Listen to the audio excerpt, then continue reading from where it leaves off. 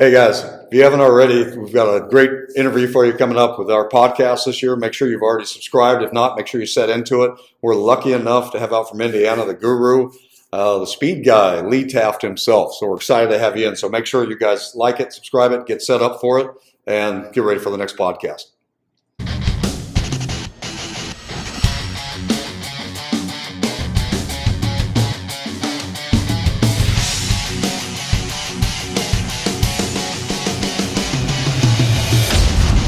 Strength of America podcast. All right, Bob Davis here, again with Bobby Davis. We're lucky enough here for the SOA podcast, episode 35. And lucky enough, like I said, to have Lee Taft join us here from Indiana. Came on out and brought a little cool weather with him, which is awesome. We plan on being outside. We got a little rain possibly in and out, so we're going to stay dry and get in with this. So we did put some stuff out ahead of time. We've got some great questions that we'll get into as well. But first, welcome. Awesome. Appreciate Thank you. Thanks so much. Finally, we've communicated a lot. We finally get a chance to catch up. This is awesome. Terrific. It's fun watching all the stuff that's going out there. And I think one of the biggest things that's drawn me to what you've done is kind of us old guys coming into it. Not too old guy, but with Bobby it is a little. Okay, I'm an old guy. Okay. There you go. You painted it in the gray. You were saying that's it. That's right. I just turned 31. That we're really trying to help these coaches, beyond the kids. I mean, obviously we're all trying to help athletes and get that part of it in, but I think so much more is also, reaching out and helping the coaches understand, because we've got so many kids involved in athletics, which is awesome. That's right. But I think a big part for me, which is what we started, was the number of injuries. The injuries that I had as a young athlete growing up that stopped me from doing some other things. And now we're seeing more kids just specialize in one sport year round, and the overuse injuries are ridiculous. It is too.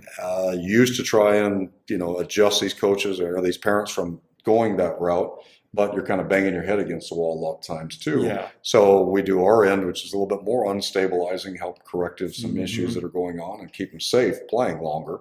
So if they are specializing in one sport, we can at least keep them healthy and playing all the time. What are some of the things you've seen, of course, through the years and recommend as far as if you got a parent out there looking at conditioning and specializing, and what generally with these guys, because we're both working with them from young up through collegiate athletes. But definitely. Well, I think the one thing we run into is if we have athletes that just don't like other sports because maybe they were driven into football or just basketball, just baseball is real big where we're at too. Kids will go 12 months out of the year and they play all the time. Softball, I can see it definitely out here. So what I try to explain to them, first of all, give them a chance. Maybe they will like another sport if at least you try it. Yeah. But secondly, how can we add variability to their movement? Well, the type of stuff we do adds variability, because if they're primarily moving in a couple different patterns, well, we can add variability to that just in speed and agility training, right?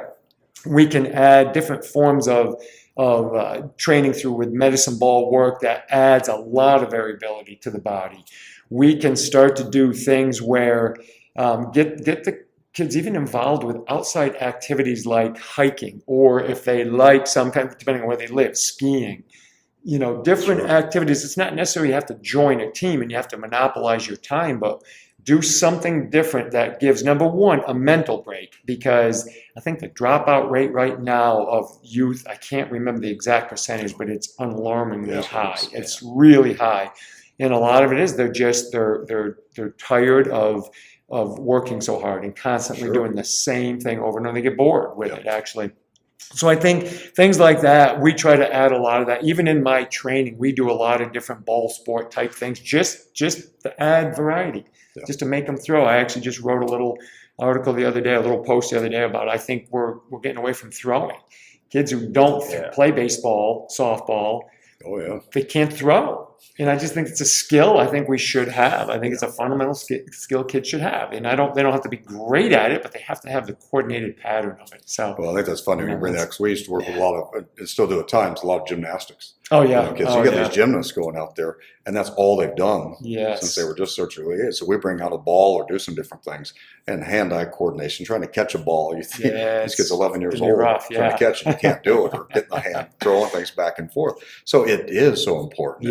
And And I think that's another aspect I think that we've been excited about what you do is you've really kind of brought to the forefront a lot about the core and how important that is for everything we do. Doesn't mean you're just holding a plank, but it's about movement. That, one of my big things we've always used is control the melon. Yeah. When these kids are going, it's hard to change direction. They get their head, and then that melon is Yeah, throwing them back and forth. Yeah. If they're not strong enough to handle that and react back. That's where that has to be trained. Yeah. And I know a lot of the people following, Lee and things through the years, seen the videos from way back using, ladders, but also, working some band work, getting That's them right. off stability and, getting to where they can function and react to it and not just buckle all the time. Yeah. So that's a big part, I think, for the training is getting them to understand it's not just if you want to get to speed and fast, it's not just, okay, now we all go out for track. Right. There's a lot more to it than That's that right. and getting a part of that. Yeah, I saw some of those just recently. I was going back over from some of the summits when you're talking about that core training. Because I know we talked about doing like dead bugs and all those different variations that are great. And I think lay a foundation. Yes. But then you get them out and move, kind of like you were speaking in one of the videos I was watching. It was like, you're like, okay, we built this strong athlete. And we put them through these variations of core exercises, and it seems like they crush it. But then we get them out here, and it's like, Where'd it go? yeah, where'd it go? Yeah, We just you're lost like, it. holy cow. So I was watching and just going through some of those push and gather steps with the band and some of those different variations. Yeah. And it's awesome how you can get that feedback. Because I even saw too, you had a couple coaches and then you just made one little cue and it was like, okay, now he got it and he was doing it just right. So, Yeah. it's neat just to see a different aspect of it. Yeah, and I think if we just step back and watch, if you just watch movement, I'm just a big fan of watching. I'll watch a game and sometimes I'll forget where the ball is because I'm watching one player move, and it's just something that I like to do because it gives me an idea of how the human body actually reacts at the moment when it's subconscious.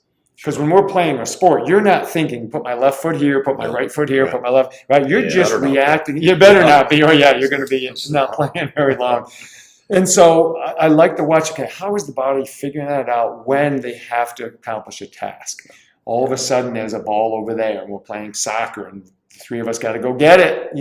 How do we actually manipulate our body to move? How does the core help us be able to accelerate? So maybe we don't rear up, I push really hard and all of a sudden I've lost everything and I rear up. Or if we're shuffling laterally and I go to plant and I sway too much, like you mentioned, control the melon. Yeah. How do I control that? So I think the dead bug variations, all the planks, those have so much value. But at the end of the day, they have to be able to couple with the foot plant and the force application and the control of mass and momentum. That's what athletes have to do. Because if you look at, I have a 10-year-old boy. If I watch him run and move and cut and change direction, he does it. He just moves. He just does it. It's not perfect, but you develop that ability by going through it by thousands of repetitions of just playing, Oh, exactly. Yeah. And then we can clean it up as we Well, move and I think you on. talk about that reaction to going. You put something post the other day. It's fun to watch people react back and forth. But about the Plyo Step, that's something we do clinics all the time, and that's one of the big things that somebody is just really against something or moving or the just misunderstanding of what you're talking about. Yeah. And I think explain Plyo Yeah. Step for us. Yeah, absolutely. So basically what it is, it falls under a category of repositioning steps. And repositioning just means when I have to move quickly, in order for me to go in a particular direction, I have to have a force application angle that provides me the ability to go in that direction. So I got to move my center of mass. Typically what happens is one foot will reposition void of thought. Right. And that's what got, back in the 80s when I started really looking at this stuff, I realized the sympathetic nervous system has this fight or flight mechanism, and that's where it all comes from. So I don't teach a plyo step or a hip turn or a directional step. I endorse and I embrace it because I know it's going to happen. If it doesn't happen, well, maybe the athlete at that moment had a posture that allowed them to push off and they didn't need it. Yeah. Or there's certain positions I wouldn't have an offensive left tackle doing that because they know what they're going to do. They know the play. They know they can already be set. Yeah, they don't have to do it. But if it happens, we have to understand why does it happen. And one thing I try to tell coaches is the body is never wrong. No matter how awkward the movement might look, the strategy it used might have been wrong. Yeah. But the body will self-correct itself. If I start tipping and I look awkward, well, that's my body's correcting myself, all right? But the strategy was wrong. Yeah, exactly. And I think that's where a lot of them think, well, okay, I've got to stand that static position. I'm staggered. I'm ready to go, and I've got to just explode where I'm going. However, some naturally will have that drop where he's talking about the foot just hits and explode where they've got to go. Yeah. And what we've seen through the years is you've got some coaches saying, no, you can't do that. And we're trying to take that natural movement for them and just say, no, you can't. So now you're taking all this time to, instead of just saying, look, if we're not in here, what we've always done to help them show there's a difference in that drop step or plyo step and a drop back step where we talk that if they're actually taking their hips and they're moving away from their target to move, that's a whole different thing. We're not saying that's the way to do it. We're just saying you react and explode. And as long as that center is still in that same position to explode, we're great. If we're moving off target or away, that's where we've got a problem. So if it's natural for them to have that drop and push, as long as they're not moving away from it, great, use it. We don't have to do that. And if the kids naturally can take that regular position and explode, great. We don't have to teach them to kick backwards. Whatever works, but explode and get that force. And that's where it's been funny to see how many people are so passionate, you can't do this or have to do this. And we feel like we've got to control every aspect of it. And it's taken away from these kids, and you're losing training things, and you're making frustration for kids. Trying to get something, they're working great. Now you're making them slower because they've got to move different than what they're supposed to do. Well, if I communicate with coaches like you who understand movement versus a dad who's coaching football at a youth level who hasn't had our background, I try to explain it to them a little bit differently. But it'd be like, if I try, like I'll do an exercise with them, I'll say, snap your finger as hard as you can. And then I say, grab it and go like that. And I said, that's what we want. We want our athletes to have this elastic energy, not power. Power is important, but power is slower than elastic energy.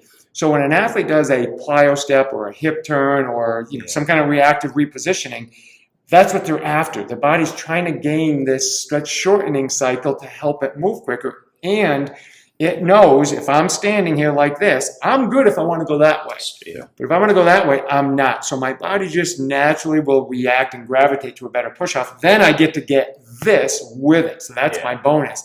Usually if I explain that to parents that way or the youth coaches, they're like, okay, now I see why they keep doing it and I can't get them to stop doing it. I'm like, well, that's your first clue. If you can't get them to stop doing it, somebody's telling you something. Leave them alone. Just roll with it. Just make sure at that point when they're exploding, the head's in the right direction. That's right. You get all of those going. The mechanical stuff we fix. That's right. So much easier. I think another interesting one I've come across, it's like I've heard certain coaches say, like, I'm in an athletic stance and I'm trying to move diagonally back and behind. And some people will talk about trying to get, instead of repositioning your feet or your body, they'll try to get you to open up and push. But I feel like I get it in a sense. But then I like the idea, and I've come across it, I'm like, where you get down and you reposition it, pop. And I like the idea. I mean, just when you stand here and go through it and try to feel it out, the latter of that, the second one, just feels so much more athletic.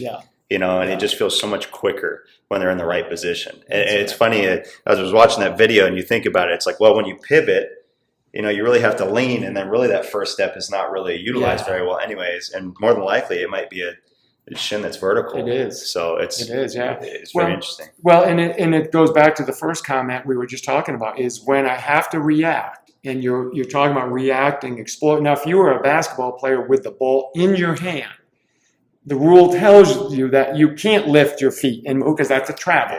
So there are circumstances when we have to, but that's task driven because of the sport. We learned that over years.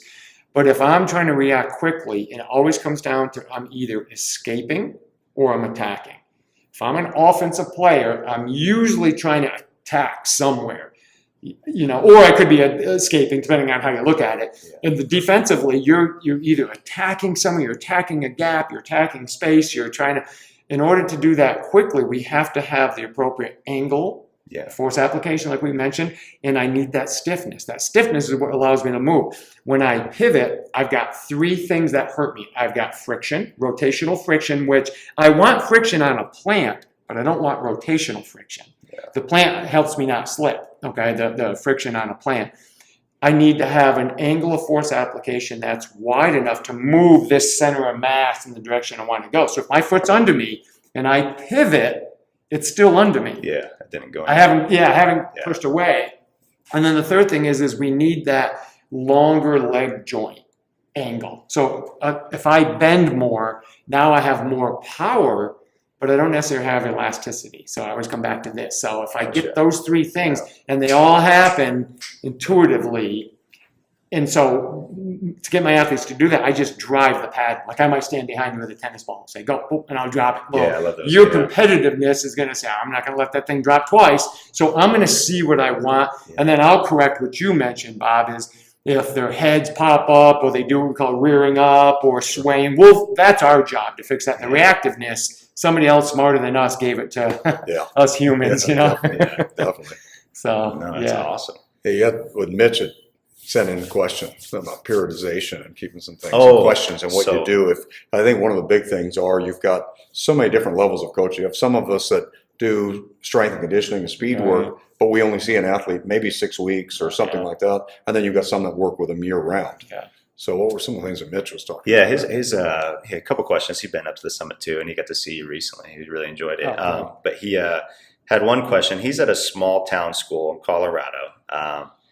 Very limited resources and time and all that. He's just trying to help them out. He's a teacher, just trying to lend some extra time. Good. So he basically was like, well, if I had 30 minutes, what would I prioritize in that 30 minutes of time? Especially if we're talking about like movement or speed and agility. More of that, not necessarily talking about the strength and stuff, more of the movement stuff. Yeah. Because if you only have them that long, the way my system is, I have what's called a tier system for speed. And there's three things. There's the tier one is you know where you're going to go, but you don't know when. So that's a reactive. That would be a track athlete, right? They know they're going that way. They just can't go till the gun goes off. A tier two would be a picture like a baseball player taking a lead. They're either going to go to their right, steal second, or get their hand back on the bag. So that would be a tier two. But once they make their move, they're done. A tier three would be, I can go in any direction, but I can go multiple times. So if we were doing a mirror drill, we just keep going until the coach says, all right, stop.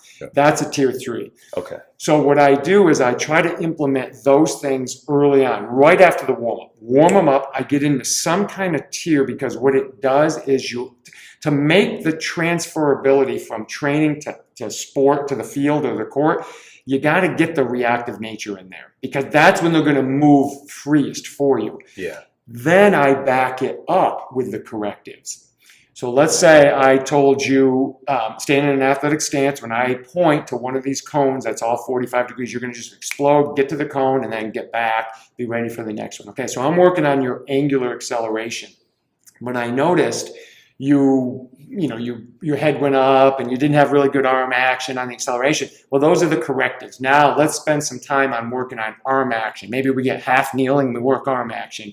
Those are my backfills. I fill in the natural drill. And then we'll come back to another reactive drill afterwards. So it's like, let them play. Let me fix you. Let them play. Let me fix you. Let them play. And what it does is just feeds into their nervous system what they naturally want to do. And you can do it for the whole team. Now, like you might be having flaws with your arms. Yours might be, you're not extending at your hips. Mine might be my feet are too rotated, whatever. Well, we can all work on the same stuff because it's still going to benefit us. But over time, we can start helping each athlete. So that's kind of how I follow it. Yeah. And it makes it easy in that small amount of time because I'm attacking that nervous system always. Yeah. And then I just backfill with some easy correctives. Yeah. Wall runs, skips, high knees, all that stuff that can be as a corrective. Awesome. Yeah, that's perfect. And I know one of the things we do in that same series with them is we make sure we let all of our kids know to come out for it. If you're second, third in line, and you're waiting to go, you're paying attention to what that athlete's doing because then you can fix them without actually having to get attention to their body. Right. So they're seeing, okay, why did they then hit that position and not react? Why did this one turn and react a little quicker? They'll start to find those little things. Yeah. And rather than having to fix all 30 of those kids at one time, they'll start feeling that reaction. That's so smart. So that's exactly right. It makes a big difference because it is so hard to fix because you want to. Yep. You want to fix every little aspect for it. But when they can feel it and make that happen, that's right. That's terrific. That 3 tier is terrific. That's a good way of thinking of it. Helps them. That's helped a ton. I think it's something I learned from him. It was like, sometimes I want to be in a room and it may be 40 kids or it may be 20, but still, if I'm the only one in there, whether it's weights or else out there, then they can start to hold each other accountable a little bit better, but then they can also kind of help coach them up. And they can start to see things and coach them up, then they can pick it up a little bit better. So it just starts to make it like, it adds a little more conversation to the table. And the other thing is, and that's part of and you guys are great at this because you because of what you do. You're not working one-on-one. You work with teams, and so many young coaches come out, and that's like a deer in the headlight when you say, okay, you got 30 guys ready to go. They're like, what do I do? Yeah. So one of the things I work on, if I'm working on, like we're talking about energy system training, and so I'm after speed, I have 3 blocks, 1 to 2 seconds, 3 to 5 seconds, 6 to 7 seconds of the ATP PC system. Those are the quick ones. But think about it. Think how far I can go in 6 to 7 seconds. Yeah. Think on a basketball court. I can easily run to the end of the court. Well, I used to. I should say other people could. I can run to the end of the court, turn around, come halfway back within 7 seconds maybe. So even like in 1 to 2 seconds, well, that's making a play. That's a volleyball player going after a tip. Yeah. That takes about a second, maybe 2 seconds. So we spend a lot of time there. So if you have a large group, and I know I'm in 1 to 2 to maybe 3 to 5 second range, I don't mind going with a longer line because I know they're only in there for a second, so that I can instruct better. So if I had, say, 25 kids, but I had five kids in 5 lines, well, by doing those drills multiple times, I can probably say something to each one of you because I'm only looking at 5. Yeah. And if I get you doing it multiple times, I'm going to eventually say, hey, Bob, look at arms here. I can hit everybody. But if the drill was where there's like 15 people going at the same time, now I have to use a different strategy. So that's, so that's kind of when I'm planning it. I plan it based on that energy system I'm training, that speed. And if it's a quick energy system, well, my lines are longer. Yeah. So now I can touch more on something versus like a 10-second drill. Yeah. You can't have 10 people in line in 10 seconds. You're going to lose them, especially young kids. Sure. So, yeah. Oh, that's terrific. So, yeah. Those are all great things. I think that's perfect. I want to, make sure you guys know we're going to have a lot of information down below, down for you guys. We're going to have, LeeTaft.com. We have complete speed training. We've got so many different things going out for. Are there special areas you want to send them to? And really, if they just go to the website, LeeTaft.com, they can that way that drives them to pretty much anything else we're going on. If they have any information, they can always just reach out there. That'll connect them right to us, and we can help them. But thank you for letting me share that. Yeah, no, I think that's terrific. And again, this stuff, and I know listen to Lee, sometimes you go, especially the parent or the novice coach or something out there, it sounds like, oh man, I'm never going to catch all of that stuff. But believe me, he breaks stuff down so simple for you to be able to cup into it and to go, that you can follow that. And I think it's so important for our parents, especially, to take a look at it. The parents, a lot of times we encourage them to get involved and work with the coaches and things as well. It doesn't mean you're in there trying to stand on the sidewall and yell and get your arms up like coach is saying. What it means is after class or doing something, or talk to coaches, find out what they're doing. If you've got that football coach or soccer coach or anything else, find out what type of things they do for it. It's important. It's our job as a parent to keep our kids safe. We want them to enjoy sport. We want them to get better, and that's great. A lot of them get a little high end. We want them, their 10-year-old or my 9-year-old quarterback needs specialized training for a quarterback. Well, there's some things we can get into, but most of our kids need some basic fundamentals. You hit those tiers, you hit the basics going into it. It's amazing what they'll do, and they're going to have a good time. And less chance of them saying, I'm burnt out, I don't want to do this anymore. We'll go. And that's what we want to encourage you to get involved and find out. So we're just trying to bring you more tools, and we were lucky enough when I saw Lee was coming out, I snatched him. He was going out for the National Academy of Sports Medicine, their conference down here, which is great.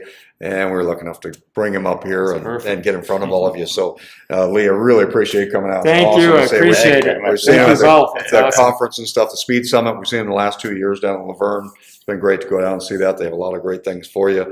But we'll have so many links and things you can find. But his Twitter and stuff that he's putting out, regular videos, you can see how to do things at home, bands, all kinds of stuff. We get the body working, and questions, let us know. We'll be glad to help. Keep up with it. But again, subscribe, like it, send it out to everybody, show them what Lee's got, and appreciate him coming out to Arizona. You got it. That was a pleasure. Thank you. Thanks, guys. All right, we'll see you next time.